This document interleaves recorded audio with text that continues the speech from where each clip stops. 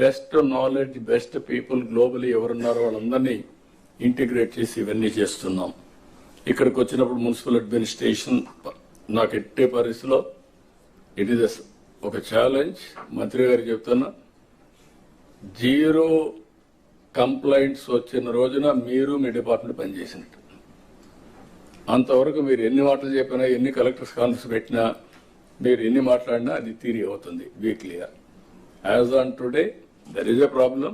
We have to realise it is a complicated, it is a complex.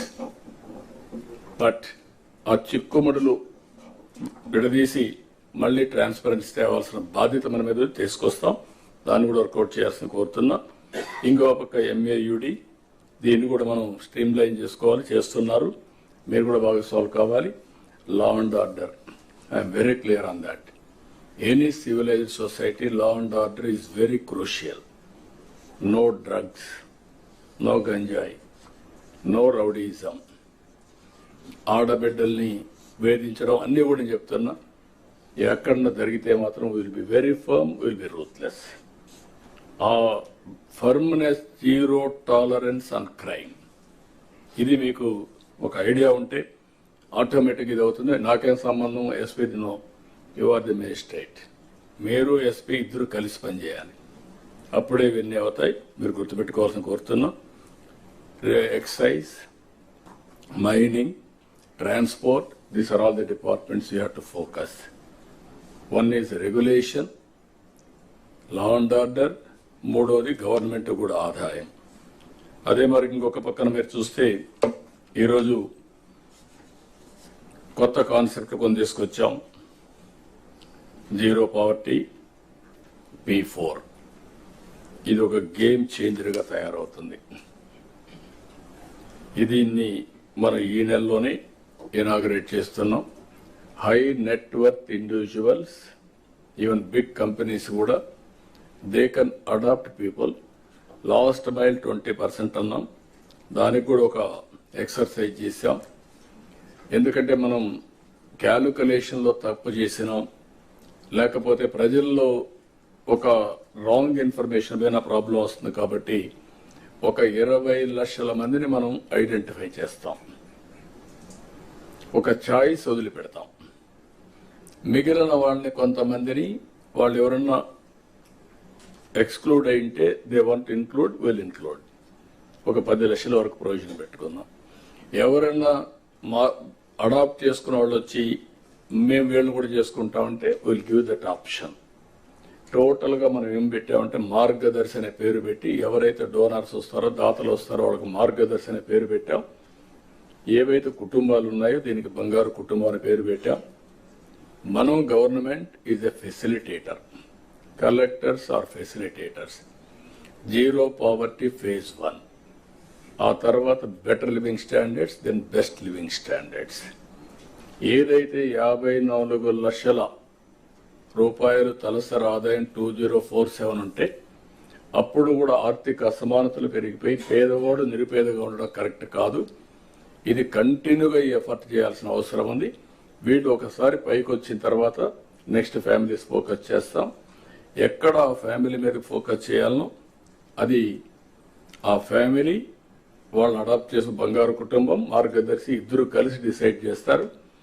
వాళ్ళు పైకి వచ్చిన తర్వాత ఓసారి బాగా ఎడ్యుకేషన్, మీరంతా ఉన్నారు, ఆఫ్టర్ ఆల్ మనం కూడా మామూలు ఫ్యామిలీస్ని పుట్టాం. Over a period of time మనకు ఒక అవకాశం వచ్చింది, మనం పైకి వచ్చాం, మనకంటూ ఒక సమాజంలో ఒక స్థానాన్ని ఏర్పాటు చేసుకోగలిగాం. అంటే అలాంటి వాళ్ళు ఓన్లీ 1% ఉంటారు. ఇంకా చాలా మంది మీతో పుట్టిన వాళ్ళు, నాతో పుట్టిన వాళ్ళు ఊర్లో పేదరికంలో ఉన్నారు. Is it not our responsibility? It is a social responsibility కింద అందరం కూడా ఆలోచించాలి. ఇక్కడ కావాల్సిన వనరులు కాదు, మేనేజ్మెంట్ స్కిల్స్ కావాలి, బ్యాండ్విడ్త్ కావాలి. ఆ టైంలీ వాళ్ళకి కానీ ఆలోచన విధానాన్ని ప్రభావితం చేయగలిగితే ఒక నిర్ణయం ఇట్ టర్న్ అరౌండ్. ఇప్పుడు ఉదాహరణ మీరు ఒకటి గుర్తుపెట్టుకోవాలి, చిన్న చిన్న నిర్ణయాలు ఇవన్నీ. మొన్న మాకు ఒకటి అనిపించింది అసెంబ్లీలో. అసెంబ్లీ ఈ మధ్య కాలంలో చాలా సీరియస్గా బూతులు తిట్టుకోవడం, లేకపోతే ప్రజలు కూడా టీవీ కట్టేయడం పరిస్థితికి వచ్చారు. మేము అసెంబ్లీ సమావేశమైనప్పుడు మేము ఒక నిర్ణయం చేసింది ఏంటంటే, ఓకే చర్చలు చేద్దాం, మీనింగ్ఫుల్గా చేద్దాం. అవి అయిన తర్వాత పాత రోజుల్లో కల్చరల్ ప్రోగ్రామ్స్ ఉన్నాయి, స్పోర్ట్స్ ఉంది, అన్ని రాజకీయ పార్టీలు కలిసి అసెంబ్లీలో పోరాడేవాళ్ళు, బయట ఒకటిగా కలిసి పనిచేసేవాళ్ళు. ఈ రెండు పెడదాం.